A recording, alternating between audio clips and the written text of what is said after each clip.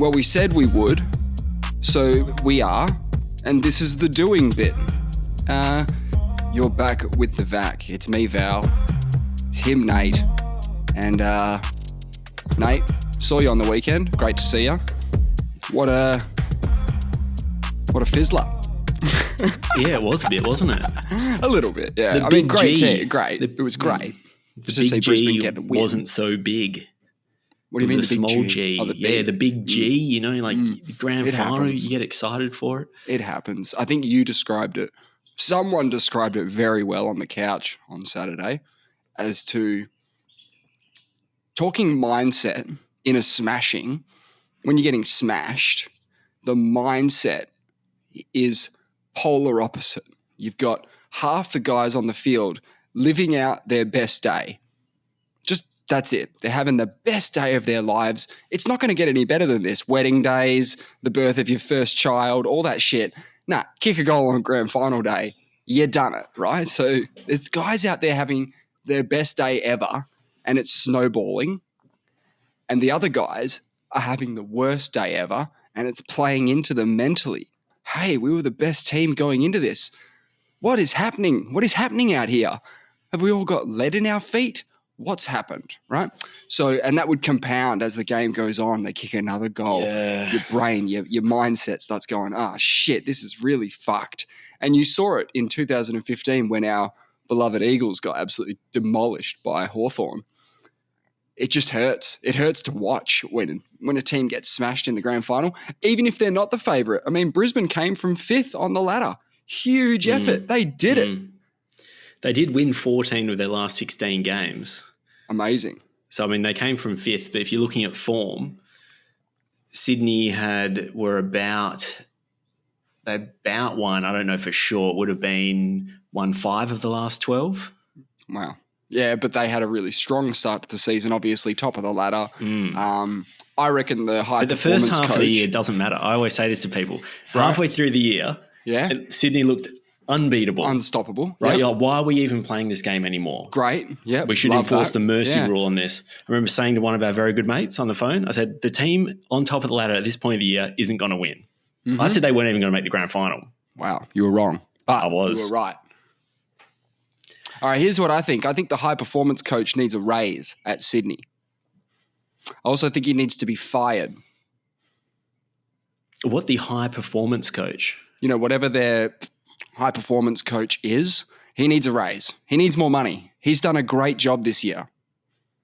But I think he did too good a job, and therefore he needs to be fired. Meaning, you're winning all the games. You're on top of the ladder. You've got the most winningest percentage in the league. That must mean that you've got really good players who are playing at their peak for at least half the season, okay? And now it's crunch time. It's finals time. I'd rather finish 5th. I'd rather finish 4th. You may have a fresher group of guys, not because if you want to win every week, you got to play hard every week. You got to be the best every week. You got to be right on that line of I nearly hurt myself, but we won the game. So when I say he needs a raise and to be fired is because, yeah, you did it, man. You got them to perform at the highest level. The issue is that if you're going to win every fucking game, we've got a problem, don't we? Because they're not fresh at the end of the season. They've run it out hard all season long. So hard to analyze one game. I know it's what you're impossible. Saying. They didn't turn up. You're right. The fact of the matter is they did not turn up on the day, but they turned up every other final. I agree. And look, it's a joke, right? I'm joking, but it's almost like I was saying, I'd rather someone's finish head needs to roll. Get Dean Cox out of there. It was his fault. Right, yeah, get him out. Well, we're not going to get him to the Eagles. We're not going to get him. The Eagles just announced their head coach for next season. Mini-Me. Mini-Me. What do you mean, Mini-Me? Mini-Me. Apparently his nickname's Mini. Oh, okay. Why is that? I have no idea. I reckon he might be little. Right, or it could be a Little John scenario where he's actually a tank. He might be huge. And he's called Mini because it's like a bit of a play on. I will be honest, I didn't know much about him. Still don't know a hell of a lot about him. I know he was there I knew he was the assistant coach under Hardwick at Richmond in some of their winning premierships recently, so that's good. I only knew that from the article I read this morning. I know, His face popped up, and I knew a new Eagles coach, and I was like, Mini, who the fuck's this guy? Well, apparently has played football before. I was speculating that the Eagles were going to put off making a decision on the coach until well after the grand final, only because if they want Coxie, ask him after the final. If they want the big cocks, if they win, then maybe Longmire sticks around for a few more years. So if he wants a coaching gig now, he might want to come out over here and coach the Eagles. Now, if they lose, hey, he might have a season left, Longmire, and then boom, he could be out the door, and then Coxie could be in. So I think the Eagles were kind of hoping that Sydney demolished them, and the headlines were Longmuir's legacy secured for another 10 years at Sydney or something. And then Coxie would go, oh, fuck, all right, I kind of want to coach a team. I like the Eagles. They're good blokes. All this sort of stuff. Played my whole career with them, yeah. But there is a Sydney-West Coast rivalry that has existed because we've had such tight contests in finals and whatnot. I don't want Big Cox back. I reckon Dean Cox, stay there. Don't need him. Don't need him. I think the Eagles made a very big – I was expecting a call-up just quietly. You were? I was thinking that they had took this long to make a decision. They were evaluating the options. I thought that they might give me a call to see if I wanted to throw my hat in the ring. Yeah, well, apparently it was you and 3 other blokes that they were thinking about. And weirdly enough, Schofield, who coached the team for about 7 rounds there towards the end of the season, not even in the mix to get talked about. Didn't even get a look. What's interesting about this mini fellow? Yes. So his name is actually Andrew McQualter. It's a bit of a mouthful. McQualter. He's 38 years old. Right. That's why I thought I might be a chance. I mean, they're looking for someone late 30s. I fit the bill. How old was Simo when he took over though? Because Simo just has the grey hairs. He might have been a similar age when he picked up maybe a bit older. Simo, yeah, mate, I think he must have been a bit older. Because he played with Carey and all those dudes in the North Melbourne squad that took premierships.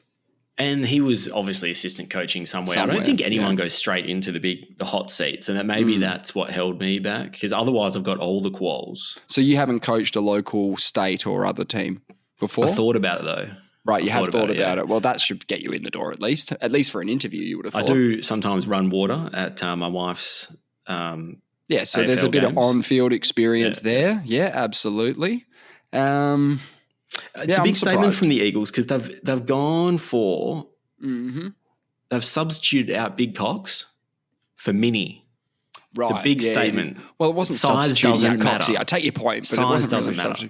Well, and this guy's only played 89 games at AFL level, so he was a bit of a turd. He was a bit of a turd at the AFL. Yeah. When I heard about the new coach. Yeah. Remember last time we talked about how Chris Scott won the premiership in his first year coaching at Geelong?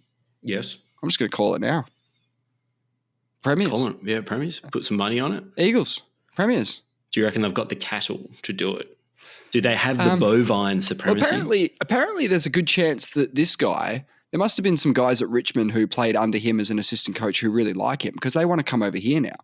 Oh, mate, we're going to be, we've got, so there's, what's his face? There's the fucking lightning in a bottle fellow.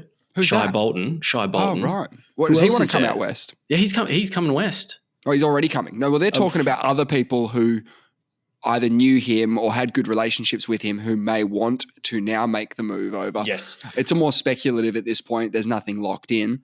Well, Bolton has already said he's coming to a WA club next year. The deal hasn't been done, but he's prefaced he wants to go. And Richmond is cleaning shop. They want anyone that's above 25 years old, they want out. They want gone. There's no future. What do they want to do with them? They want young players. They want draft picks. Anyone that's got some trade value now, they're doing a full rebuild.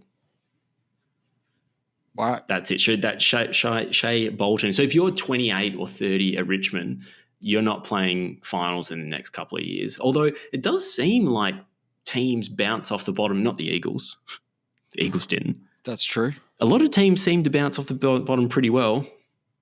Brisbane. I think it's quite shocking how quickly they can go from the very bottom to a premiership. Are you just about to say Brisbane? Well, Brisbane had the spoon when exactly when Chris Fages got on board, of course. That was 2016, 2017? I think they had a 16th after that, so they had a very poor year. Then we're talking top 4 from here on in. I know. So you collect all those draft picks and they all come through together. You get it for your father sons like Ashcroft, who's 20, won the Norm Smith at 20 in his second year. I mean, it would have been pretty crazy to give a Norm Smith to a guy who actually starts on the bench, but there's a kid like that Jai kid or something, or Kai, he kicked a bunch of goals, sausage rolls. Oh, Lohman dominated. Yeah. He only ended up getting 1 vote from the voting panel. I know, that's what I was shocked by, but he did start on the interchange. I don't know if that actually should matter. That should actually give him more kudos. You can't do that. Because you just get a guy who gets 1 minute, plays a perfect minute, and all of a sudden you have to give him 10s. Yeah, no, he didn't get the benefit of starting on the ground. So his ego has been suppressed. Like, you're a bench warmer to start the grand final, and then you get, Yeah, but then next thing you know, they'll give like player of the series to like Bob Murphy in a final series he didn't even play a game in, because he like helped spurred the team on through various, like, many years of preparation and hard work. He's the real player on the ground today. He's the best, even though he didn't play, hasn't played in ages. You know what I mean? How many did Lohman kick? I know it was at least 3. At least 3, yeah. Yeah, there may have been a big – I remember thinking he took a big mark later in the game because he didn't do anything. He didn't do much in quarters 2 and 3. But he was getting trusted with a lot of kicks. Like, if a guy's got the ball, he's 45 metres out, and he just got a short stab pass. I mean, I think Danaher's like pointed at an open guy who's just 10 metres closer than he is and gone, kick it to him. And that, they trust him with a kick. He picks up the ball. Yeah. It's grand final day. He's 30 metres out, slide angle. He just jails it. Like, that's... He executed, though. And Ollie Florence didn't pay him any respect at all. He was the guy playing on him, just giving him meters. I haven't watched the press conference. I would like to see a little bit of what Longmire thought about that. No, he was pretty dark. Yeah, he would be. You would be. And apparently Fagan... I don't know if this is going to come as a surprise, but apparently he's just a really nice dude. Have you heard that? Yeah, they all say he's like a dad. Yeah.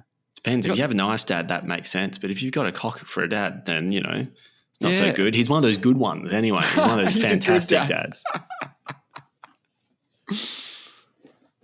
And he believes in the players as well. So one thing he does, when I say he believes, what do you mean? What do you mean? Like, that's kind of like fancy schmancy language. I mean, what AFL coach doesn't believe in them? Well, he does it. So he'll leave players. So say you got a defender that's getting chopped up by the forward. He'll leave him on and say, I believe in him. He can do it. It doesn't matter. I'm not going to move him off. This is a great learning experience. And he's been unlucky. He's good enough to overcome. Not a lot of coaches don't do that. Dragging the guy would damage them. Like dragging the guy and saying, look, you're really not really getting this, are you? That hurts their confidence going forward. Whereas it would instill them with confidence to go, hey, you're having a bad half. You're having a bad quarter. You're having a bad game. Doesn't matter. You got this. I believe in you, son. That sort of thing. And you're right. You're right. That's good. That is nice. When they were 4-6-1 halfway through the year, looking like they weren't going to play finals at that point. He held a sausage sizzle and it all turned around. Yeah, just a barbecue. Got all the lads over for a barbecue. No, he just got up the stats and he goes, guys, everyone's talking pretty bleakly about this. These are the positives. Our stats are really good. We just need to keep doing what we're doing and believe in ourselves, and we're going to be fine. He didn't try and execute a new game plan. He held firm. Probably left the room and went, geez, I hope they bought that. Yeah. And then all of a sudden they're like, Fags, you were right. And he's like, yeah, we're the best. Apparently they had almost equal inside 50s, Sydney and Brisbane, which I find hard to believe. I obviously that's hard to believe because of the disparity in the scoring shots and scoring attempts, but Sydney just weren't like getting the ball. They just didn't look dangerous at all. You can put it inside 50 100 times, but if nothing's happening in there, nothing was going on. Yeah, they were impotent. And every shot that they needed to get, every single one that they needed to get, because they kicked the first 2 goals of the game. They were away. I forgot about that. They were away. They just had to keep going. Victims of their own success, potentially. They were probably felt pretty cocky going in. I have thinking a theory. We're the best. Yeah, I should go on. have said this because no one will believe me, but I've been saying this for a number of years and I can find people that will verify this statement. I have a theory that the first team to kick the goal in the grand final loses. Wow. Is that true for like a lot of years, you think? Well, it was true this time. Every time I've got massive confirmation bias going. So every time it happens, I remember it. And every time it doesn't, I'd pretend I never said it. Yes. And it's a 50-50. Well, it's not 50-50 because the team that kicks the first goal, you would think, firstly, they've got a 6-point lead now. So in the betting, it's like in the starting betting the market, game 6 up. Yeah, 6 up. And you've also got that sense of confidence as well because you've kicked the first goal. It took ages in this game for a first goal to be kicked.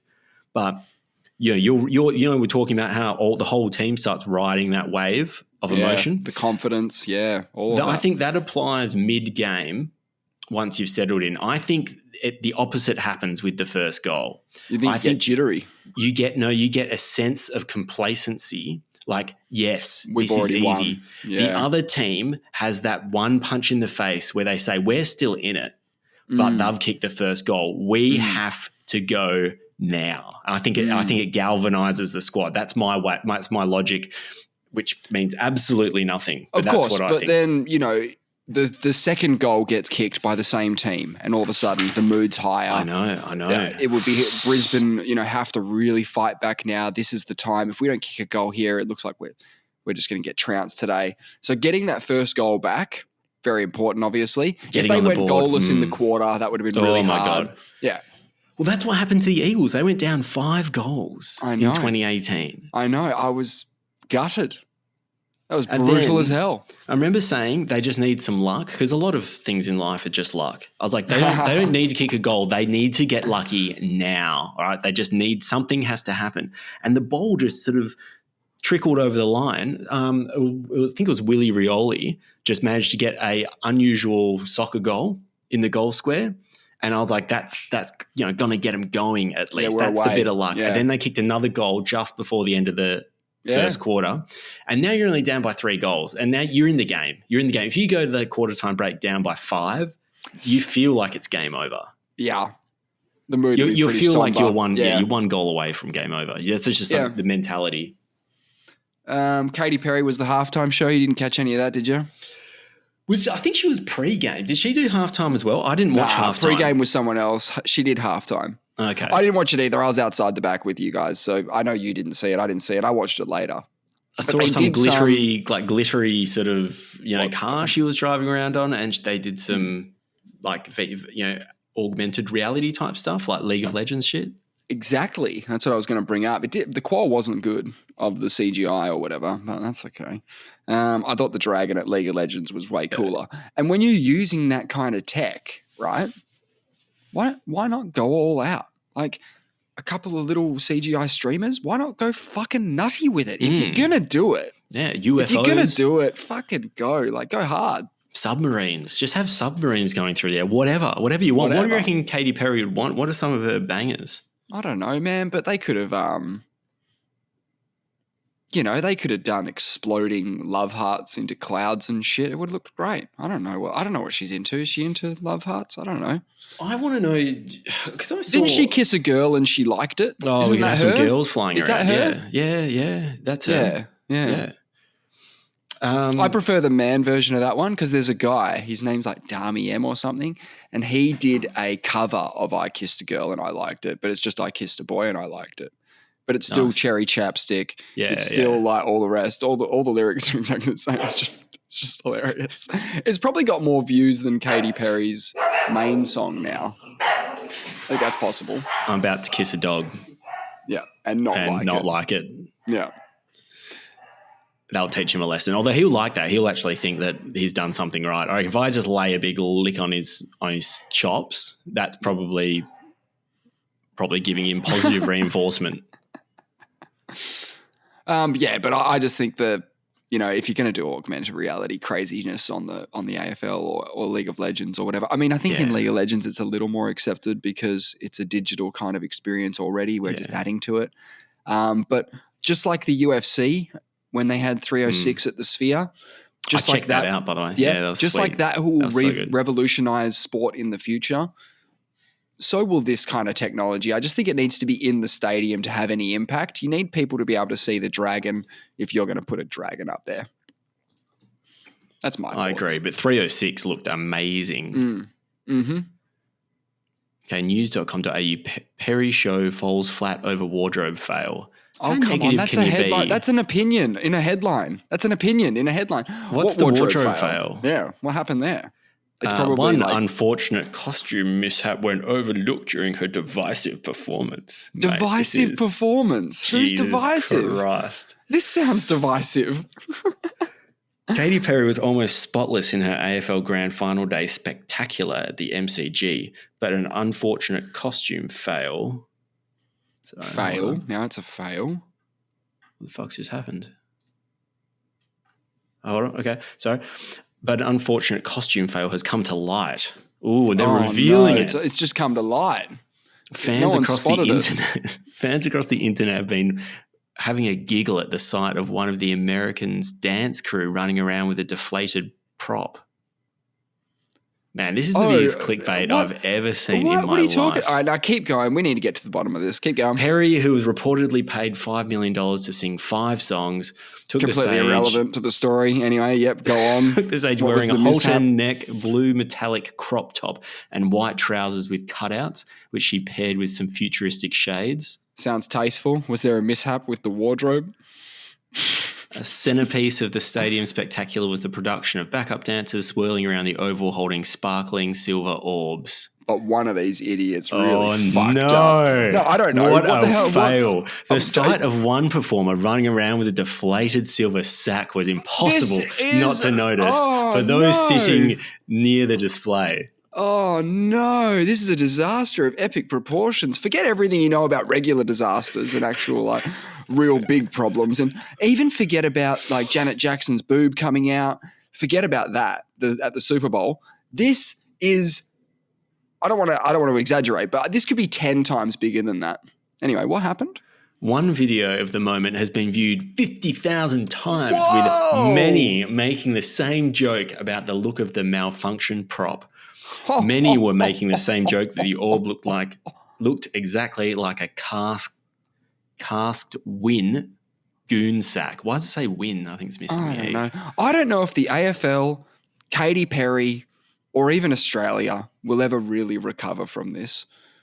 I'm worried that this could have long-lasting implications for just the future of it could extend globally. I still don't know what happened. I still don't get it.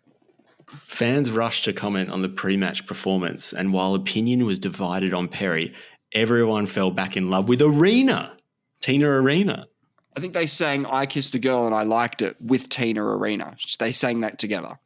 Oh, one viewer said, they don't even say who. Or one. I'm not going to lie. Tina Arena sounds better than Katy Perry. I love how divisive this article is because it says stuff like $5 million performance. Then it says like spectacular. She looked great, but there was a problem. Major mishap with the wardrobe. When you hear major mishap with the wardrobe, what do you think of? I think of boobs. Like a boob comes out. That's what I think of. That's what the classic. That's what the origins of the wardrobe malfunction come from. It was Justin Timberlake at the Super Bowl. And he goes to at the end of the song, they do a little strike a pose thing, and he rips part of her costume off, and it was the first wardrobe malfunction. Nipple, yeah. Headline news could have been set up. We don't know. I haven't read Justin Timberlake's biography or Janet Jackson's for that matter, but I don't know if that's a chapter. Still don't know. But a deflated Is there talk prop, about that? I've never heard that. Is there a conspiracy that may have been set up? Well, what was he doing is the question. Like, what were you doing? I have no idea. I've seen it before, but I've never really. But what's the move? What move did we fuck up in? What move are we trying to do that we've messed up? If he was trying to make it accidental, right? You wouldn't just do the motion and have no other explanation for it. Like, surely there must be an explanation. He must have been doing something. I don't think they've ever really talked about it. Because if you just reached across and just pulled off someone's top and was just like, oops. Look, I think there was probably something that was meant to happen with her outfit. But I think it was like maybe if you pull a layer off, it's a different color boob tube underneath. But I think if you go too deep on your grip and you pull, more comes out. Yeah, more comes out. Yeah. But this was. Do you think that could have increased their popularity somehow? Do you reckon if I got a nipple out? Yeah, I think so. If it's the right time, yeah. Or the wrong time, I think is probably more important. My virtual nipples are magnificent. What was the other one? There was another one. There was another big wardrobe malfunction that happened. Not just... Was it Katy Perry that had that lazy eye in one of her songs? It wasn't a lazy eye. I reckon it was a robot or something. I reckon it was her makeup was just sticking. So like her eyes were like sticking open. So she had like one eye open. It was kind of weird. I think that's probably what was happening. Was that Katy Perry? I can't remember. Yeah, I think it was. It is Katy Perry. Yeah, right. She had the eye. I think. Oh, another controversy. Fuck, it's a lazy eye. She's a robot and she's had a wardrobe malfunction. There was nothing to do with her, but one of her support crew. Mm-hmm. Look, I don't know if you know this, but on the conspiracy forums, people go nutty for the events like the Super Bowl and, the symbolism, if there's symbolism involved in, I'm pretty fascinated by it as well. Like if there's symbolism in the French opening ceremony of the Olympics, I'm into that. Like if there's some weird stuff going on, I want to have a look at it. Oh yeah, so give me that, yeah. So people, because they see these at like the Super Bowl as like a global event, massive event, gets seen by eyeballs around the world, there's a notion that someone would want to try and control the message of that event so that they can push it to as many people as they can. You know what I mean? I get you. So when the Katy Perry eye thing happened, there were all these people just jumping up and down. Like, is she a reptile? Is she a droid? Person. Is she a robot? Has artificial intelligence gone too far? So they love that stuff, especially if it's like a global event. It's not so much if it's just a Katy Perry concert at somewhere in the world, but if it's the Super Bowl or the Olympics or something and it gets enough eyeballs, people want to know if there's some weird underlying message. And it does sound a bit silly, doesn't it? If you're a secret organization, right? If you were a secret organization trying to get stuff done globally, you have this one weird guy at the boardroom table who says, oh, I had this idea for the opening ceremony of the Olympics that we could just kind of drop hints that we control the world. What do you guys reckon? They go, no, let's not do that. Why would we do that? Why would we give people the opportunity to... Why would we ever drop hints that we do this, right? So there is that's the logical side of it. That's the logic side of it, right? Which I think we got to give it a bit of cred. But the flip side, the illogical side of it is that, and the conspiratorial side of it, if for lack of a better term, is that there's this level of occultism going on where they feel like if they were to produce some symbols in this sort of way ceremoniously, that it somehow gives them sexual powers or powers otherwise. Not sexual powers, but just powers, that gives them power somehow. And maybe it's just a show of, oh, we can do this, therefore we will do this, and here it is. Look, I don't know. But Bill Hicks, go on. Sorry, no, tell me about Bill Hicks. Well, Bill Hicks has a thing about how he says that, like, he thinks that presidents are all shown this tape of like JFK just before they get sworn in. They're like, so it's kind of like anyways, so have fun being president. Just remember, we own this town kind of thing. That's what Hicks was sort of joking about back then in the 90s. I think they've seen it enough as well. But I suppose if they inverted commas show it to you. I just asked ChatGPT, what are some of the most outlandish conspiracy theories? I was wondering what ChatGPT thinks is outlandish. And outlandish, I mean, you're already putting it out on a spectrum. Like it's already something which is on the fringes, and yet you're pushing it further to the fringes. You're saying don't go to the fringes, go well beyond that. I want to see if there's any ones that I can get around. Really. Yeah, because there's got to be one, right? Have you asked for 10? It's given me 15. All right. Well, let's should we curate very quickly? this a bit? Yeah, we'll curate it a little bit. Yeah, let's have a look. We don't have to deal with flat Earth theory. I want to see how I go with agreeing and disagreeing with this, because I have been accused in the past of being quite conspiratorial minded, outlandishly conspiratorially minded. Maybe not outlandishly. I don't think it's that outlandish. But here we go. Yeah, let's see how we go. Any of these with a skerrick of truth, we'll say yes or no. We'll both have our own little. I'll keep score here. Keep score, please. Yep. Flat Earth theory. Okay, nah, can't get around it. I wish I could. It's fun. It's a fun theory. I wish I could get around it. I just can't.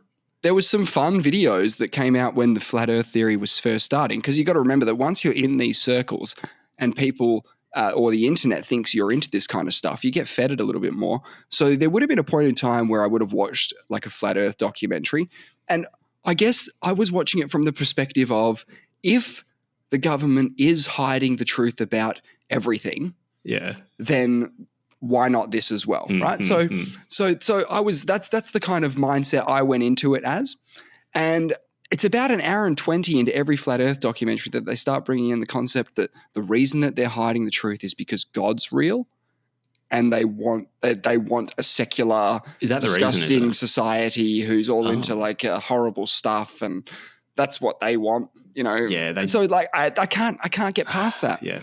And the reason they think it's biblical is because it mentions in the Bible that there's this thing that exists, like it's a dome. It's a big dome, the firmament. And there was a video of a rocket. You can tell I've got no idea. Firmament. Yeah. There was this weird video of a rocket, and they're saying like it's at around this height that you'll see this weird thing happen with the rocket, and it sort of just jammed up. And I was like, oh, that's weird. They're like, yeah, it hit the dome. And I'm like, God, no, if it hits the dome, like it's gonna like break up. It's gonna it's not gonna still be there. It's not just gonna. Anyway. I understand people that get upset that not when I say this is them saying this. I understand some people get upset because all the footage they seem to get from space is NASA footage, and so they can't believe it because it's coming through the government, and they don't believe NASA. Yeah. I can. Yeah. I'm not saying that's a correct position, but I can understand how they go, I'm just blanket I can't believe anything they say, but I don't know why you'd then say that's flat. But anyway. Like, can you imagine how much it would do for the flat Earth movement if it was found out that NASA did fake the moon landings? Like, they are proven fraudsters in this case. You know what I mean? Like, now we've got a real problem.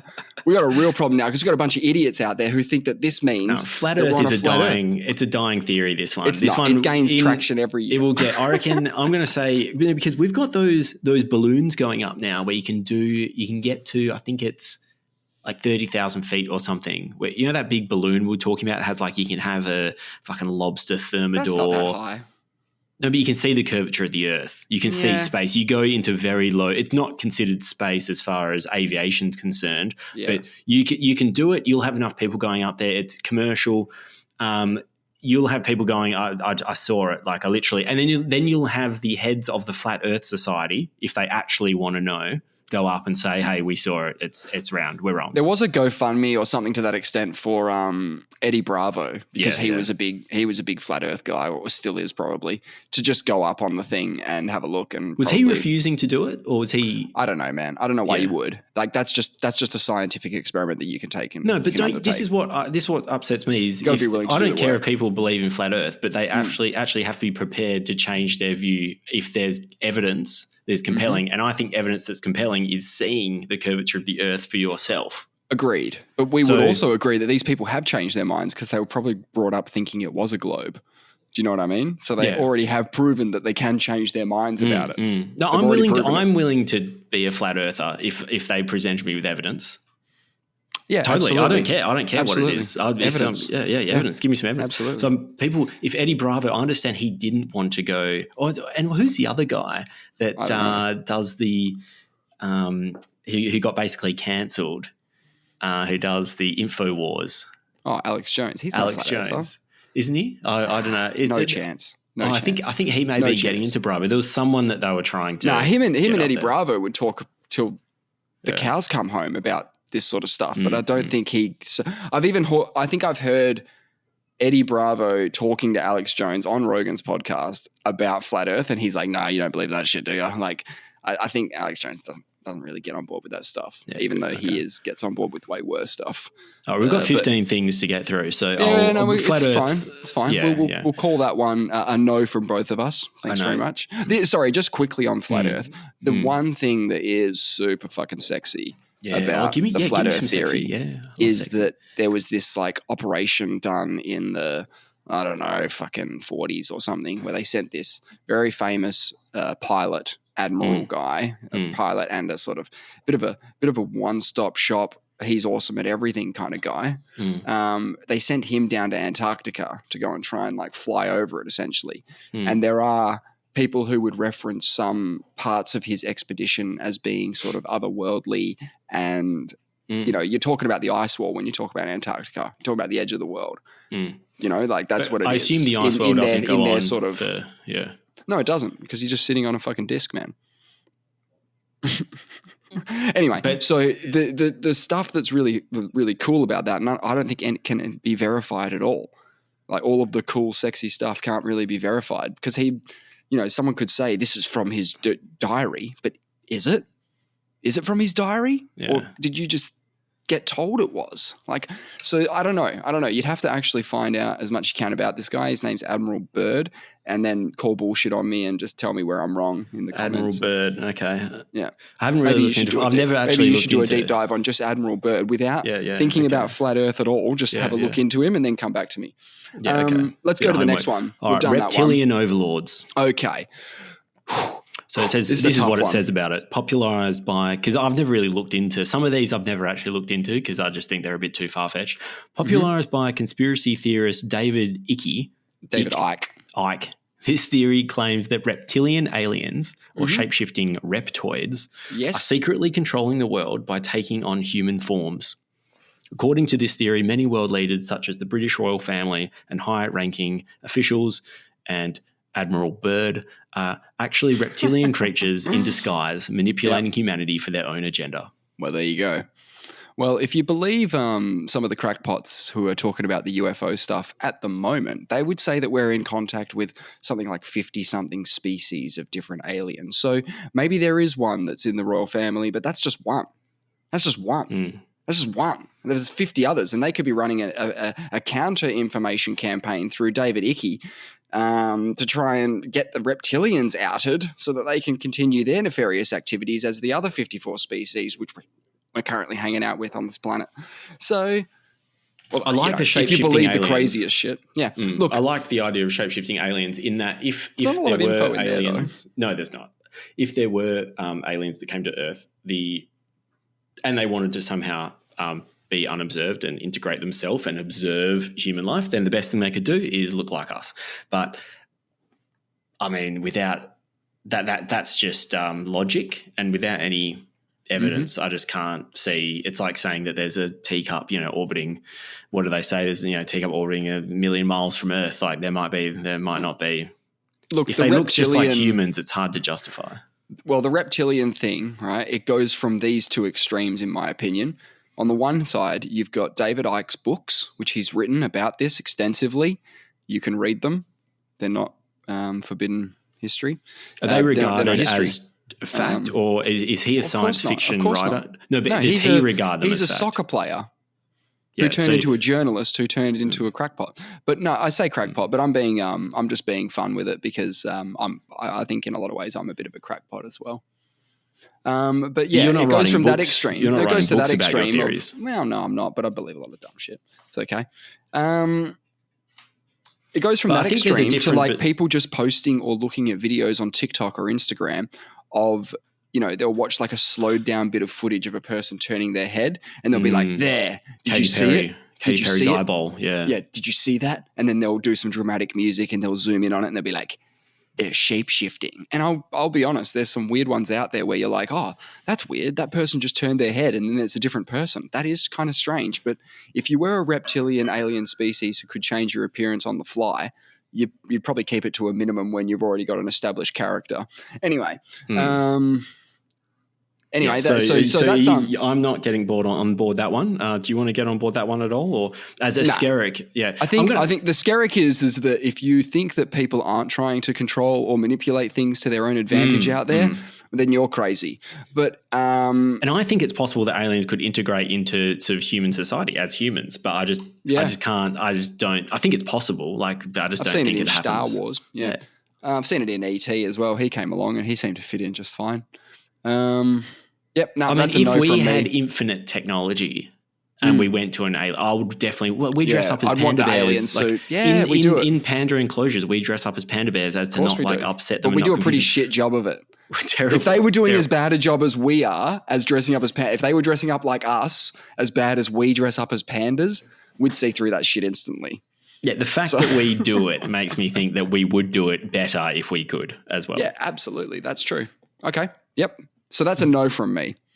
Okay. The moon landing hoax. This theory suggests that the 1969 Apollo 11 moon landing was faked by NASA. Proponents believe that US government staged the moon landing to win the space race against the Soviet Union. Theorists often point to the perceived abnormalities in the moon landing footage, or lack thereof, such as the behavior of the flag, lighting discrepancies, or the lack of stars in the background. All of these have been thoroughly debunked. Okay, let me start on this very quickly because I'm definitely says all of these have been thoroughly debunked. What I don't like is that the ones that lots of people focus on are the worst examples of the moon landing conspiracy, and I feel like that when I totally agree. I've never thought the lack of stars in the background was, but they say that that's all. Conspiracy theories point to this as being a reason why they fake moon landing. It's not. And the flag's a shit one as well. The flag's a terrible one. Yeah. They're not the good ones. Like I feel like the ones that get put out there are not the good examples. And the other stuff is, look, do we have motive for why they would want to fake it? Well, we do. Yeah, we do. We've got motive, so we've got a reason for them to do it. We've got sort of because when I was a kid, the best fake moon landing stuff was always just the crosshairs of the camera were like behind objects instead of being in front of objects because the crosshairs on the camera lens. So it shouldn't be behind anything. And people were pointing at that and going, look, it's fake. So you got this guy whose job it is to paint in the crosshairs at NASA, right? And he's just fucked up and done a couple behind objects. Like, come on, that makes less sense that they would botch that. Anyway, so there's a lot of that. There was a lot of that when I was a kid. But no, you're right. There is much better information now. But a lot of it's not evidence. Some of the best hooks on the moon landing conspiracy stuff it's not evidence. Like the fact that they don't have any of the tapes, the magnetic tape. No evidence. From the data of the missions. Interest. That's just of interest. The fact they don't have the machines anymore. It doesn't prove anything. And the fact that we're finding it really difficult now doesn't prove anything either. That is indirect. That is the one for me, is that the longer we take to be able to do it and the more problems we have and the way we do it differently, I'm starting to look back and say, what is going on? How could we do it What the fuck is going on? So let me drop this on you real quick. GTA 6 entered development in 2013 and it will be released next year. That's a 12-year development window. The Apollo program was 7. So it's easier to get to the moon and back a whole bunch of times than to make GTA 6.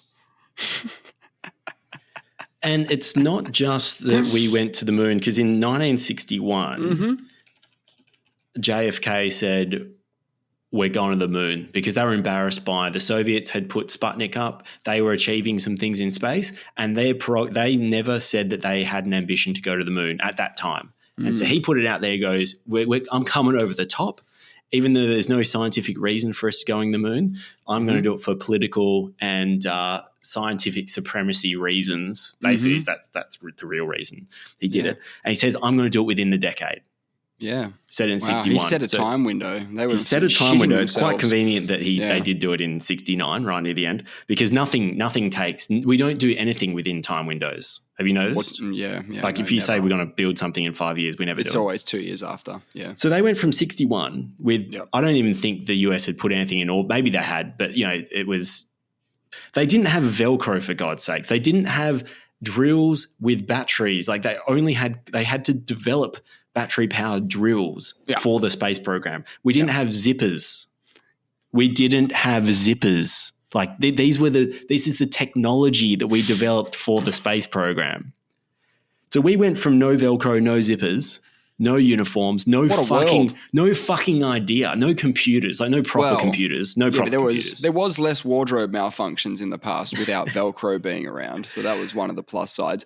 I was hoping for but we did it. But we did it. And I was hoping that this would be a closer number because I looked up the budget of the Apollo program and it's huge. It's huge. It's $257. No, $257 billion adjusted for inflation. So that's today money. All right, I've done the adjusted for you. Then I looked up how much GTA 6 is costing to make, their budget, and it's $2 billion. I thought, $2 billion. So $2 billion. What do you mean you thought $2 billion? It's the most expensive thing ever fucking made. I think I brought it up on the podcast as all the stats. You know, when they broke, I tell everyone it's $2 billion. This is the most money they've ever put into a video game in human history. What do you mean into a video game? Into anything? Any entertainment product. Yeah. Oh, yeah. Think about this. Not the moon landing. Well, as an entertainment product, it costs way more, 10 times or 100 times. Look, I'm talking about let's say a movie like Avatar. You know. Lord of the Rings. We're talking $500, $600, $700 million to make those. This is a video game. $2 billion in it. It's ginormous. And I don't know if that's going to include their marketing budge because I'm not going to say that because you know how the standard in film they don't is even need to market it. They don't even need to market it. They will. LeBron's posting when they did that the snippet that came out, that 1 minute. What do you fucking call it? Like just a teaser, promo teaser. Promo, that one. Yep. Well, it broke all the records on YouTube. It became the most watched video, most watched video that was a non-music video. Well, GTA had that. GTA 6 trailer just broke that record, and then what? You're saying LeBron? I'm saying GTA 6. Sorry, I'm saying GTA 6 record. GTA 6 promo. So what were you talking about? Were you talking about GTA 5? You were talking about LeBron. Because LeBron posted GTA 6 when it came out. You have celebs like LeBron reposting the promo. That's the best marketing you can get on the planet. Yeah, but they're still going to do massive billboards and shit because that's what they do, man. They take over the world when they do a release. If you look around the world during GTA 5's don't spend billions of dollars. Release, it's huge. It's gonna market itself. It's almost like a Tesla. I was going to say that a lot of film budgets you can just double whatever the number is for marketing. That's what often the rule they use. But I can't see them spending $2 billion on marketing for GTA 6. I just can't see that number getting thrown around. Well, I think if you get to a certain point and you can separate yourself from the other products just based on something unusual, you don't even need to do the marketing. It's Tesla. You know Tesla, right? I know what you're saying. Don't spend any money on marketing. They don't have a marketing marketing budget. Audi, BMW. They do. All the luxury brands don't need to, right? But there's a reason that Coca-Cola still does advertise. Yeah. Do you know the reason for that? No. I remember a marketing friend of mine told me this years ago and it stuck with me. But he's like, the reason they'll still spend hundreds of $1 millions on marketing is because they're just, well, first of all, it just keeps your name out there, obviously, right?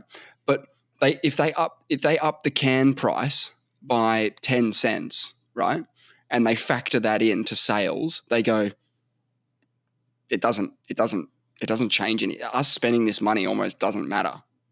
It all just comes back because if we adjust this and pay for this, it all just works out, or just washes out. He probably explained it a lot better than that, but essentially what he was saying is that there's a reason why big companies still advertise. And other companies don't need to or feel like they don't need to. And part of it would be the exclusivity. Like if you're dealing with a luxury brand, you don't want it in the back page of the paper where it's like, a new rub, this thing. It's got to feel like it's kind of secret. It's like not everyone gets access to this sort of stuff. The places you got to like book in to go and look at a watch, that sort of stuff, that's part of the appeal, I think. Yeah, I didn't know those luxury car brands don't advertise, but I do know that traditionally cars do heaps of advertisements. And it's fascinating that Tesla do none. Because you have Elon. I think what you're dealing with Elon like building flamethrowers and SpaceX. But they're not a traditional company in the sense that they're a newer company. They got a point of differentiation. They grew up in the information age, and it's different for them. So they might feel like instead of doing an advertising campaign, we can just tweet out a couple of designs on a couple of our favorite people, and then we're done. Marketing done. Yeah. So yeah, look, that's probably and how word it of works. mouth is such powerful marketing. So you do things different. Like, in a Tesla, you can make each of the seats fart. From the control panel, you can make it do a little fart. Those kind of things. That's unnecessary. Yeah, right. No, 100%. But this is what you do. Kids love it. Right. And all the kids talk about is how the car farts, and you can make your dad fart and your mum fart and everyone fart. And they're all so now think what's happening. They're at school telling their kids in their Camry, who drive around in a Camry, about how their car's farting all the way to school, right? Everyone now they want a Tesla. They're telling their parents, let's get a Tesla. The other thing that I've heard is that people like car companies aren't trying to get the money today. They're trying to make you buy your future car. So they're trying to get the kids. Yeah. They're trying to get the kids. You can go your own way. All that shit. They're trying to because when I was a kid, it was all like Land Rover stuff and what else was there? Gran Canario. Hear that? Canonero. Yeah. It was that sort of thing. But they're trying to get your money way later. They're in it for the long game. So maybe Tesla needs to sort of start getting into the advertising a bit because they need the money tomorrow. Anyway, let's go to the next one. Number 4. Where are we at with the moon landing thing? Oh, I'm definitely saying there's a possibility that it's a hoax. Yeah, I can't get into either camp. It's really hard. Yeah, no, it's a possibility. I'm putting it in the. I can see a world where it was. It's a really easy one for me to get on board with, though. It's a really easy for me to if they give me the right stuff. It's really easy for me to go either way. It's such a fun one. The ones that in my mind there's a possibility I find really fun. I really find fun. I entertain that a lot. I entertain it a lot more than I entertain the as reality a thought experiment of the sure. fact. Yeah. Because it's. I mean, there will be something on this list. Okay. Do you reckon there's one? At the end we'll decide whether there's almost certainly going to be one that I'm going to be fully on board with. There's almost certainly going to be one. Number 4, chemtrails. The chemtrails conspiracy theory posits that while trails left by airplanes, contrails, are actually chemicals being deliberately sprayed into the atmosphere by governments or other shadowy organisations for nefarious purposes. These purposes range from mind control to population control or even weather modification. In reality, contrails are composed of condensed water vapour and harmless.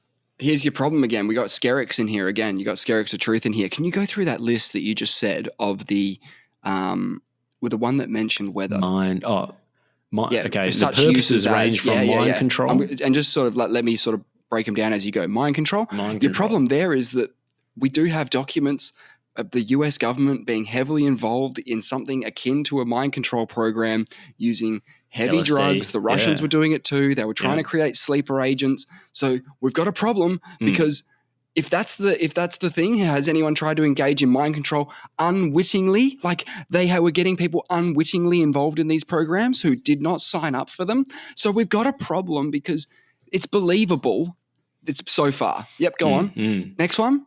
Population control. Wow, that's pretty heckers. Okay. Yep. Has there been any evidence of that? Not really. Not really. No. I tend to think that some chronic diseases, that there is an environmental factor contributing to chronic diseases that are all skyrocketing, but I don't think it's chemtrails or even weather modification. Yeah, and again, we've got a problem there because we have been engaging in weather control. People do it overtly now. People have done it subvertly in the past in war situations. There was a famous situation in the Vietnam War where they extended the monsoon season to make it harder for the Viet Cong, like swamp it out a bit. So they cloud seeded some shit and made it rain a lot. Now, Dubai, I'm pretty sure, makes it rain once a month or something. So we the technology exists to do weather control. So that's believable. But overall, chemtrails, it's a no from me, unfortunately. It's a no from me as well. Yeah, I don't think that's kind of the method. I don't even find that one very fun as well. I agree with you. Mind control is a thing that has been experimented with by governments, but not just broad spectrum like crop dusting, LSD. I just don't know what effect that's going to have. Yeah, and I guess the population control thing, I find like the population is still out of control. We don't need to control population. It's going to control itself very soon. And weather modification, I agree. We do it anyway. You don't need the chemtrails, so no from me. You don't need it to be delivered by plane, let's put it that way. Yeah. Number 5, 5G and COVID-19. One of the more recent conspiracy theories suggests that the rollout of 5G technology is responsible for the outbreak of the COVID-19 I haven't heard pandemic. that. That is outlandish. I haven't heard that either. I haven't heard the two being linked like that. No. I think I've heard them linked, but I've never actually seen it like actually written. I think anyway, sorry. Some believe that 5G weakens the immune system or that the virus was spread via 5G towers. That's a new one. Hell. There is no scientific evidence supporting this theory, and experts have repeatedly debunked any link between 5G and COVID. I don't like ChatGPT chiming in, telling me what to think at the end with all of these ones. Telling me what the actual reality is. Tell me what the conspiracy is. Only on certain ones, like the moon landing one, it was like it's heavily debunked. On this one, it was like it's heavily debunked. Okay, yeah, no, look, I'm not on board with that. Let's just move on to the next one. Yeah, I'm not on board with that. One thing, I don't know if it's going to come up later, but I'm just going to lump it in with this. I'm okay with Wi-Fi. I don't have any issue with Wi-Fi, but I've heard it raised by people like RFK Jr. Wi-Fi, as in the one that's in your house that gives your everywhere. Local network? One that's everywhere. Well, not everywhere. Well, a lot of, everywhere I go. So it's at my home, it's at my work, it's in the shops. Like if I turn on my device, there's about 10 different things I could log on to at any one time. Unless I'm driving to Albany, I'm pretty much in Wi-Fi. No, you're not in Wi-Fi. If you're driving to Albany, you're definitely not, right? Yeah. I'm saying that there's signals being emitted by Wi-Fi routers everywhere. Yeah. I don't have a problem with it. But the fact RFK brought it up, it really made it hard for me because I was really on board with some of the things he was saying on the Joe Rogan Well, think about podcast. how reliant on technology we are. How many years are you willing to sacrifice of your life for Wi-Fi? Like if they said it's either don't have a Wi-Fi or you get a couple more years. I'll be ostracized from society. I won't have like all my friends. I won't be able to stay in contact with. Well, that's the thing. When it threatens the very fabric of society, which is what, if they said, turn off your Wi-Fi, everybody, it makes you whatever. That's when you get really resistant to stuff. Like you'd be pretty resistant to that. I'd be like, no. Wi-Fi is great. It gives me I play video games and stuff. It's great. Shut up. Like leave it alone. Yeah, it's not like being gluten intolerant and just being able to eat something that's gluten free. Like it's shoved. The Wi-Fi is all around you, unless you go live in the woods. I would have thought Wi-Fi would be a lot safer than the other forms of like information delivery, like your mobile phone tower stuff. I was just upset because I was eating up everything RFK was saying about health and well-being and all these things. I was like, man, I'm like legit totally on board with this. And then he brings up Wi-Fi and I was like, interesting. I was like, now I'm questioning all the things you've just said. He made one That's fine. point. We've got to vet everything. You got to vet all the information, right? Like, and it's not our job to vet it because he's so intelligent as well. He's so intelligent the way he had a lot of experience with all the things he was talking about. So he deeply cares about health related stuff. He does. But he pointed out if he believes something that's totally wrong, he obviously cares about it a lot. Yeah, and also he says he doesn't say that it is a danger necessarily. He says it may be one factor that is contributing to all these chronic diseases. So he's not saying it is a cause, but he's sort of saying that this is something that needs to be looked at. I think in order to make that sort of assertion, you'd kind of have to look around the world because not every country is as unhealthy as America right now. Like, well, Russia doesn't allow Wi-Fi in their primary schools, apparently really for this reason. It's really interesting. Yeah, that's one. When you start pointing to other countries that make health decisions. Sure, but you're talking about one that's a bit of a pariah at the moment, so no one's going to really use that and say that's just the fact there's one example means someone might believe in this that is actually not a crackpot. That's what I start thinking. Maybe there's like a skerrick of truth. But anyway. Maybe we're going to find out what the Scandinavians are up to. Yeah. Okay, number 6, the Illuminati and New World Order. Oh yeah, baby. Here we go. The Illuminati conspiracy theory revolves around the idea that a secretive group called the Illuminati controls world governments, the economy, and major global events with the goal of establishing a new world order. Whoa. According to the theory, this group manipulates politics, entertainment, and culture to maintain control over humanity. The theory often connects historical figures, celebrities, and politicians as part of this shadowy elite. Okay, so first thing I'll ask you, because I know where I'm at, any of that sound believable to you? I think that something sounds believable in that. I don't know. I don't like it the way they portray things as being as sinister and maybe as connected as like everyone points to the Illuminati and connects a lot of dots. I think that it's certainly possible, but I have a very much very much watered down. It's funny how you say that, hey, that it's like it's got like sinister vibes to it, because it absolutely does. But the sinister bit comes from, I think, the manipulating of world events and things to your advantage. That's where the sinister bit comes into it. But on paper, get the world on the same team sounds great. On paper, it sounds fantastic. It sounds like they're idealists. It sounds like they're futurists, even, or they want a world where we're like Star Trek, where there's no nation lines and we're all on the same team. So, like, on paper, it's a great idea. They are linked to this. Like, they do have a bit of a shadowy. They've got a public image problem. Got a massive public image problem because people think they're lizards and whatnot. But that sounds like they're doing like, a good thing. It's just how they go about it, I guess. So this one's interesting for me because I sort of showed my hand a bit earlier that I do think that people are out there manipulating things to their advantage and taking advantage. If they're not directly manipulating it, they're benefiting on either side of whatever happens. Yeah. So I think that happens. I don't know if they all get together on a Sunday and wear black cloaks and like light up a torch and whatnot. Though I have seen some pretty crazy stuff in relation to that sort of gnarliness, but nothing concrete.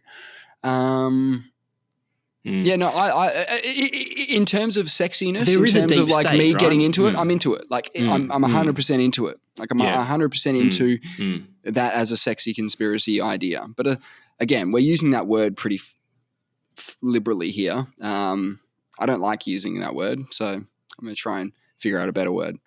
Well, I'm on board. I'm on board. I've seen this painted in ways that I don't get around. I've seen this, but like all these things are a bit like how I joked about. Well, I was talking about the moon landing hoax, how the way the conspiracy is portrayed, I don't agree with. Maybe it's the same thing with the Illuminati as well. Possibly, but yeah. There's deep state. Like there is deep state. There is people that have incredible power that aren't elected and reach and stuff. Yeah. So on that basis, the establishing the new world order. Yeah, so I was going to bring up a point about that because the first sort of the major one that people point to when they use this term or phrase, the New World Order, is it's George Bush Sr., and he says he's making some speech and he goes, "We have a very great opportunity to create a new world order," and from there they've just grabbed that soundbite and been able to use it on every Illuminati documentary from now until Kingdom Come. Yeah. So, yeah, look, it's one of those things where if you were to really look, you might not find a lot. But if you look at what the conspiracy guys want you to look at, you'll be pretty compelled to believe that this is all happening around you. So, yeah, look, it's really hard. It's really hard to get the truth out of any of that. But do I agree in principle? Yes. Yeah. Yep. So far, we've had complete agreement. So I'm hoping we depart at some point. But I think the ones that we've agreed on are if anyone listens to us, they know they're the ones like the Moonland. Okay. This one I actually haven't heard of. I haven't read it yet. But the Mandela effect. The Mandela effect is the belief that large groups of people remember historical events or cultural details incorrectly, suggesting that they may have shifted between alternate realities. Yes. Named after the widespread false memory that Nelson Mandela died in prison in the 1980s when he actually died in 2013. This theory claims and not in prison. Yeah, not in prison. This theory claims that changes to the fabric of reality, sometimes blamed on CERN experiments, are responsible for these collective false memories. What's going on with this? It sounds like you've got some ideas. Well, do I have some ideas? Well, they're idiots. And memories are very fucking weird thing and we don't really understand it. And I always tell people in regards to memory about sort of be careful what you tell people because you don't know what's going to stick in their minds forever. You could change their whole life and you wouldn't even know it. You wouldn't even think about it again, but it's something they think about all the time. So you got to be careful with your words. I am not careful with my words. I'm just terrified after you say that. I'm like, fuck, I've said all some I'm shit. saying is you don't have a choice in what people grab onto and hold for long periods of time. So what are we talking about? Large groups of people remember historical events or cultural details incorrectly. What's an example of what something they reckon has been other than Mandela? Yeah, so the where this originated is because a whole bunch of people felt like they had an experience where Nelson Mandela, they would have seen the news that he died in prison, okay? That didn't happen. That's okay. Yeah. You just remembered wrong. It's not the Mandela effect. There's no temporal time warp going on. You just didn't remember right, and that's okay. I can't remember lots of stuff. It's okay. Just be kind to your mind, people.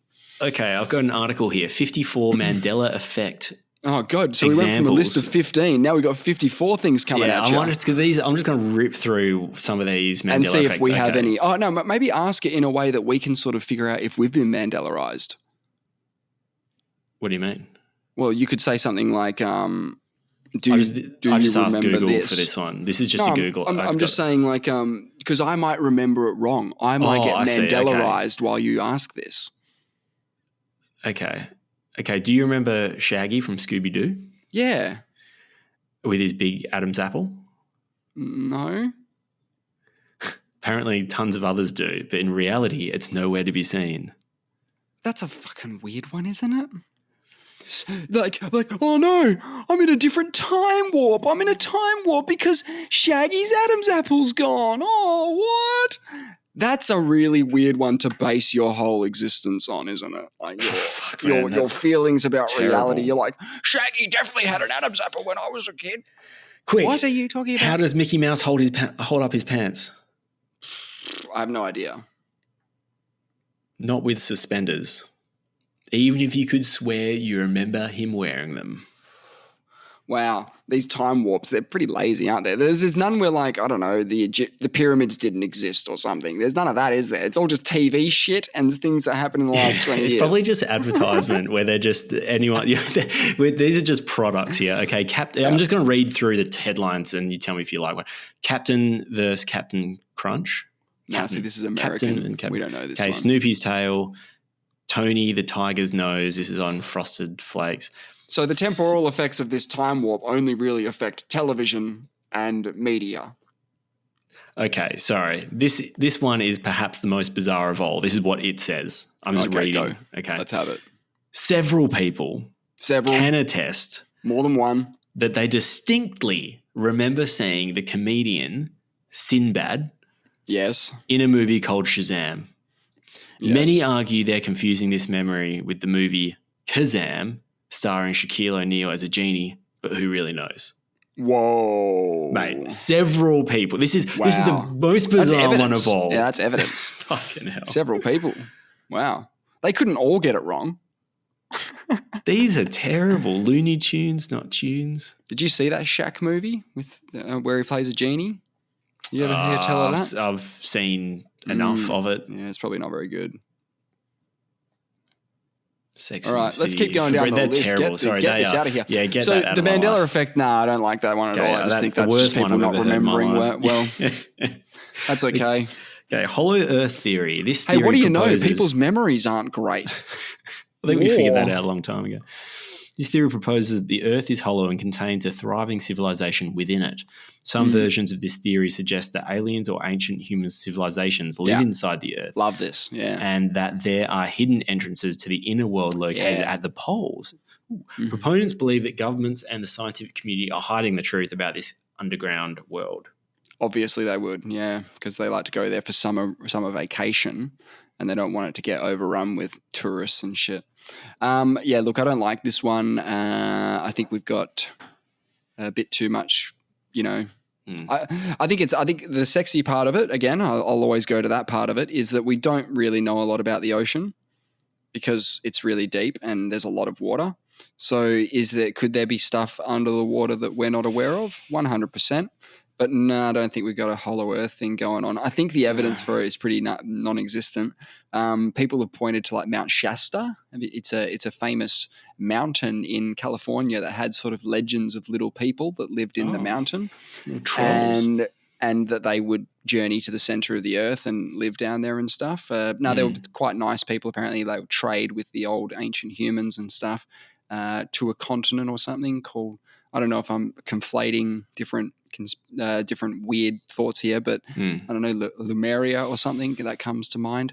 And Mount Shasta, just for the nerds out there, is the what the mountain in Grand Theft Auto, which holds all the mysteries, is based on. Oh, okay. So, were there any little people in GTA 5? Nah, the mountain has its own kind of flavored mystery about UFOs and stuff. It's more of an alien kind of vibe.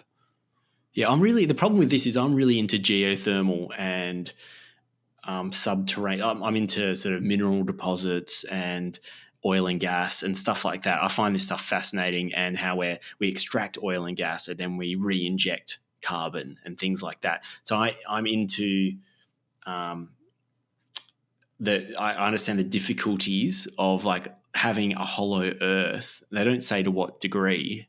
How big it is. It just seems problematic. It seems hot. It just seems like a shit existence. Well, again, let's find the Skerrick. I think you could call Darren Kuyu, like Darren Kuyu, the underground kind of city. It's about Where was that again? Is that in Turkey? Turkey, yeah. I think you could class that that sort of sieve doing that sort of stuff as a bit hollow earthy, because they're sort of making a subterranean underground area. Yeah, 20,000 people they could fit under there. Is that? It may just be hollow earth theory? Is that confirmed?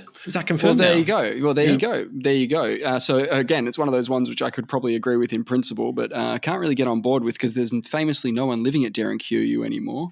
Yeah. Okay, so that's a no from me. Okay, we're getting through it though.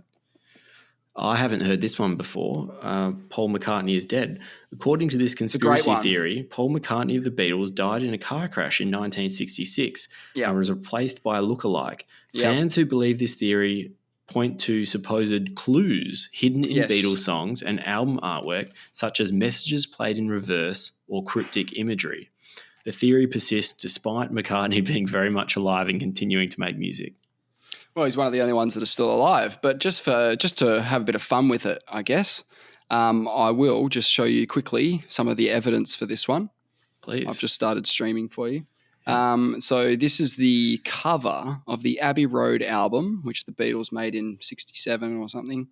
And they call it, in the Wikipedia, or the Paul is Dead Wikipedia, they call it the funeral procession photograph. Now, Paul is Dead Wikipedia, yeah. The funeral procession is the cover of Abbey Road, which is them walking across the street. Very famous picture. Okay. Yeah. Okay, so I need to find this part where it talks about the photograph. Did the Beatles ever say they intended any of this, or is this other people that have just taken information and pushed, bashed it all together to this? Yeah, they may have a Skerrick to base it on, okay? Yeah. But here's the main bits of evidence, all right? We're going to talk first about the Abbey Road picture. Now, the Abbey Road picture is depicted the four people walking across the road. I don't know which one. What can you see now, the picture or the Wikipedia? The Wikipedia. Okay. Sorry. Let me just fix this. Okay, so I need to do this. Lennon is dressed in white, said to symbolize the heavenly figure. Ringo Starr is dressed in black to symbolize the Undertaker. George Harrison in denim represents the gravedigger. Oh. And McCartney, barefoot and out of step with the others, symbolizes the corpse. So you'll notice that everyone's sort of walking with their left foot forward, except for McCartney, who has a cigarette and is stepping forward with his right foot on barefoot on the thing. In the background, people would point to some of the number plates being the number plate of the Volkswagen Beetle in the photo containing the characters LMW 281F, mistakenly read as 28IF, was identified as further evidence because 25IF represented McCartney's age if he had still been alive, although McCartney was 27 when the album was recorded and released. Close though, still. Let's just pretend. LMW stood for Linda McCartney Weeps or Linda McCartney Widow. The fact there's so many options means you're just inserting the word that works. Okay, here's the other parts of it. Dozens of supposed clues to McCartney's death have been identified by fans and followers to the legend. These include messages perceived when listening to songs being played backwards. Yeah. And symbolic interpretations of both lyrics and album cover imagery. So that's the one we just said. Two frequently cited examples of suggestions that the words "I buried Paul" are spoken by Lennon in the final section of the song "Strawberry Fields Forever." which the Beatles recorded in November and December 1966. 1966. So it's Okay. about a little bit before then. And that the words number nine in Revolution 9 from the White Album became Turn Me On, Dead Man, Turn Me On, Dead Man when played backwards. That's a bit weird, isn't it? And a similar reversal at the end of I'm So Tired, another White Album track, yielded Paul is dead, man, miss him, miss him, miss him. So after the Paul is dead thing takes off, would the Beatles then put a reverse thing in a future album? Well, they fucking could if they wanted to, just to mess with you. But I don't think they would because I think it's quite. I think it's in poor taste to say someone's dead, and when they're alive. Yeah, I kind of like the Wikipedia article is interesting. I've never sort of analysed that cover before like that, but you're making a lot of abstract kind of connections. 100%. No evidence. Yeah, it's fun. I thought there might be something a little bit more concrete than that, but it's just like an interpretation of a very famous photo. So it's really fun, really fun. It reminds me of James Dean's death in 1955. He was, I don't know how old he was like 24 or 25, but he had just got a speeding fine before he crashed his car and died. So he was clearly speeding, but he was cut off by a guy called, you wouldn't even read about this, Donald Turnip Speed. Never heard that in the surname before or since. Turnip Speed. What? And that caused the accident. He actually walked away. Mr. Turnip Speed walked away just with cuts and bruises and was fine. But James Dean, tragically, yeah. There you go. So, where are we on Paul is dead? I'm saying it's a solid yes from me. That is 100% fact. You can get around it. Oh yeah, no. That's a no. I don't think referencing lyrics going backwards can be considered evidence ever. Yeah, really. And I remember hearing some of those about like some Jimi Hendrix songs or something. Led Zeppelin. Oh, was it Led Zeppelin? And they're so terrible. And then I'm never even confident. I think I've heard different examples of it, and I think they've been doctored or messed with by the. No, not really, but there's some fun ones out there. Could you find me one? And can you do it with your vinyl? Is that how you do things backwards well? Yeah, you can do that. Yeah, because I don't trust people where they go, here's a snippet of it backwards. So I'm like, well, I don't know if that's true or not. Yeah. In the very piss-poor movie Little Nicky, which stars Adam Sandler as the devil's son who gets banished to Earth, he's showing people, they're going, oh, is it true that when you play records in reverse, they have satanic messages? And he's like, yeah, that's true. And they start spinning stuff up and he's like, whoa, that's really freaky. And he's like, yeah, wait till I put this on. And he puts something like Backstreet Boys on. It's something really upbeat and uplifting, and he plays it in backwards, and it's just like, oh, I am Lucifer, all will follow, and it's like that sort of thing. So yeah, look, there's some fun stuff there, but nah. Even the moon landing. If you reverse the footage of the moon landing, it's something like, no, man never spacewalked, no. So like, forget this shit. It's not evidence. All right, let's go. And also, it's always sometimes it's noises, and it's almost like an ink block test. Ink block it's whatever test you where want. you can kind of, if someone tells you that's what it said, you're like, oh, maybe. Absolutely. Okay, we've got to get through these pretty quick. So we have 15 minutes left, and I want to finish the list. So number 10, Project Blue Beam. Yeah, Project Blue Beam is a conspiracy theory that claims NASA and the UN are planning to simulate false alien invasion or the second coming of Christ using advanced holographic technology to usher in a global totalitarian government. Yeah, this theory suggests that the ultimate goal is to unite all nations under a new world order by making people believe in a universal religion or extraterrestrial threat. A universal religion, please. I don't think that's going to work. When would that ever work? That's not going to work. Unless Jesus literally did come down. And everyone was like, "Oh, you would still have legit. Non-believers. You would have people saying he's flying around. He literally comes door to door. People and flies believe the Earth's flat. I know, but he can come. They don't believe. They just comes up to your door and he shows you if you're a doubter, and the doubters just go away. So, all right, yeah. The false alien invasion I get around. I don't know why they have to. So lump basically, in the they want Independence Independence Day 1. They want Independence Day and all the countries to get on board together and take down the big boy. That's the jam. So it's sort of like it could be just something out of the Illuminati playbook, really. It's just a way to get us to the table. That's what I thought. It's a new world order. So that we can gather everyone together. It's a new world order thing. Well, it even says that in the, All right, so do we agree with it? I mean, do I think that they've worked on that sort of tech? Yes. I'd give this, because I'm not saying yes to many things. I'm actually going to, I think you like this one. I'm going to say this one's weaker than some of the others, but I'm going to say it's a potential. Yep. NASA in the UN, I don't know about necessarily, but someone could be someone. Those we'll keep people. It obscure. Yeah. Those guys. Yeah, they do. Those men or women. They're bloody doing it. All right, next. Okay, the Denver International Airport conspiracy. Many conspiracy theorists believe that the Denver International Airport is a hub for secret government operations, a headquarters for the Illuminati, or even a shelter for the global elite in the event of an apocalypse. Yep. The airport's strange murals, art installations, and its vast underground tunnels are often cited as evidence of the secret agenda. Theories range from it being a fallout shelter to a site of secret alien meetings. Okay, so I'm going to say yes. Love this one. Love I like it. This one as well. Yeah. We talk too much. I think that if you needed a place where, if the whole world goes to shit, if you needed a place, that place is probably Colorado. It's mountainous, it's up high, it's in the middle. You got lots of defense there, natural defense. So if you did have to ship the world elite somewhere, it's probably a good spot. Okay. So yeah, I like it. And I've seen the murals. Some of them don't exist anymore at the airport, and some of them have been taken away. Really? But some of them have been taken away.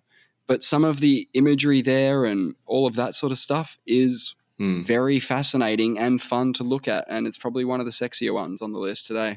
It is. They have I went to Denver International Airport and I was full bottle on the conspiracy theory, and I went around. Did you see the blue horse and everything? Yeah. I took photos of the murals, and they have the big blue horse with red eyes, which is supposed to be one of the.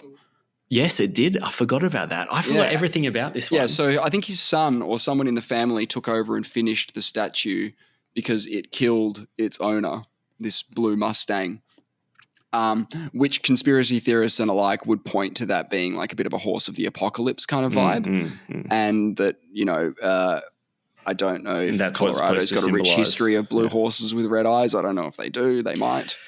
The cost one of the most compelling evidence was the compelling humongous. bits was one of the compelling bits was though that they didn't actually need another airport, and they built this massive one right next to it, and it's so underground big. As well. So it goes underground.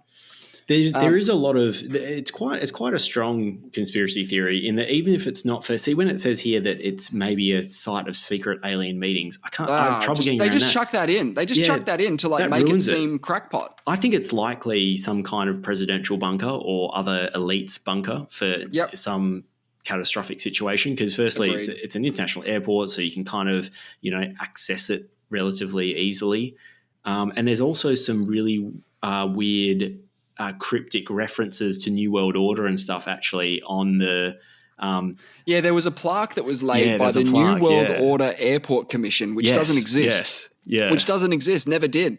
But they've laid this plaque there. There's a couple of the gargoyles there that are quite fascinating to look at, and one of the murals in particular truly does look like it depicts end times and the whole world getting together, like all the different races and religions and stuff getting together at the end of the world. So look, I like that one. That's a big tick from me. Yep, agreed. Okay, not many now. 12, QAnon. QAnon is a far-right conspiracy theory that believes a global cabal of Satan-worshipping pedophiles is secretly controlling the world's governments and media. Are you saying this surprised on purpose, or do you really not know anything about this? No, I didn't. It's the way it's like where they've lumped together Satan-worshipping pedophiles. I don't know how many times I've seen those words all together like that. That's a lot. And that's former US President Donald Trump was fighting this group from within. Followers of QAnon believe that a mysterious figure known as Q shares secret knowledge of this battle via online posts predicting events like the storm, a mass arrest of the cabal. Yeah, look, the scaric is, do I think that there are like nefarious networks out there involved in the worst kind of abuses out there? Yes, I do. So, unfortunately, like the scaric of truth here is that, there are like some pretty fucking awful people out there doing some pretty awful things. Do I think they're, I don't know, trying to control the world at the same time. And to an extent, you have to sort of try and control something if you're doing that kind of stuff and trying to get away with it. So like, I don't know, man. There's a fun documentary called Into the Storm, which is about QAnon, which is really good, really fun. Okay. Yeah, I should probably look into that. That'd be interesting. Okay. So I'm going to look, in principle, I'm going to say yes, but no. I do think that shit obviously does happen. We're just hearing about it now with P. Diddy, and we could talk for an hour about P. Diddy, but we might have to say that till next week because we're still barreling through this list here. Yeah, okay, so you're a yes, no on that one. I'm a in principle yes, agree. Yep. Okay. Okay, we can disagree on that one. That's good. Time travelers built the pyramids. One outlandish theory claims that the ancient Egyptian pyramids were built with the help of time travelers or advanced alien technology. See, why did they put time travelers in there? I think advanced alien technology is quite sufficient. Far enough. Yeah. You don't need to put time travel into the mix. They don't need to be from now. Like, what the fuck are you talking about? This theory argue that the precision of the pyramid's construction and their alignment with celestial bodies could not have been achieved with the tools available at the time. I sort of agree. I totally agree with that statement. Yeah. I totally agree with that. Yeah, but then that was going to time travelers or alien technology, this is the thing that really upsets me. The mystery is an amazing mystery, and it should be it should be discussed and appreciated more. I know, but aliens are on the table then. In that sort of quest for knowledge, aliens are on the table. I don't know what to say about that. Like, there's nothing I can do with that at all. But in terms of the construction, right? So it's 13 acres. The base is 13 acres, which is 3 AFL football fields. So just imagine 3 AFL football fields in terms of that is the size of the square base, and it goes to the top being a 40-story building. A 40-story building's pretty close to the buildings we have in Perth being 50 stories, the tallest buildings. So but what do you think? Do you think it's more likely that they were built with the current techniques that we sort of understand now, or do you think aliens is more likely? If you had to pick from the current understanding, those two, exactly. But you're not that's not all the options. I know they could have had. It's just a fun experiment. Well, they acknowledge even people that don't believe in any outlandish stuff. Just the mainstream acknowledges that the Egyptians had to have a way of tempering copper that is unknown today because they don't know how they still don't know how they cut the blocks, the granite blocks in particular, because copper doesn't do it. You can't do it. Yeah, so you need like 10,000 tools. Yeah. And we just haven't given it. We don't care about tempering copper in a way that makes it extra hard because we have other materials. So maybe if we were in a pinch, maybe we could figure it out. But people acknowledge that they do have technology that we don't know about. It's just it might just be copper tools that were somehow. Yeah, it might be a form of redundant technology that we would regard as redundant now because we have other stuff. So you've got I'm just trying to paint a quick picture. I know we have to go in a second. So it's 13 acres. It's leveled within 1/4 of an inch flat, the whole 13 acres. The sides are an average error. They're 230 meters long, the sides. The average error is 58 millimeters on the sides. That's nutty. As we know, you can get pi from. We can look at another episode for that. But anyway, the precision, it's quite correct when they say that people argue the precision, and it's aligned. Cannot be done. It's aligned north. Can't be done. So not only is it fucking ginormous, some of the blocks are as heavy as the Endeavour space shuttle. So not only are we dealing with the vastest blocks that have ever been moved by man, and you're dealing with the most precision of all time, it's aligned 3/60th of 1 degree to true north, which is almost imperceptible. Yeah. We could talk all night about the pyramid. We could literally talk all night. Okay, so that one, I'm going to not say I can't agree with time travelers building the pyramids, though. That's what they've asked. Well, I think where we could probably find our meeting point on that is that it was done by technology we're not aware of yet. I mean, I think that's fair enough. Yep. 14, vaccines and microchips. Oh, boy. During the COVID-19 pandemic, a conspiracy theory emerged that claimed vaccines, particularly the COVID-19 vaccine, were being used to implant microchips in people to track or control them. Some versions of the theory suggest that billionaire Bill Gates is behind this, though it has been thoroughly debunked by health authorities and scientists. Yeah. So look, all right, let's go back to the start. Is there a reason to sort of chip up everyone? Yes. Yeah. Is there a no? I can't get on board with this one. I think my behaviours and whatnot haven't changed all that dramatically since COVID. And I had the vaccine, so I don't think there's any mind control going on in my chip.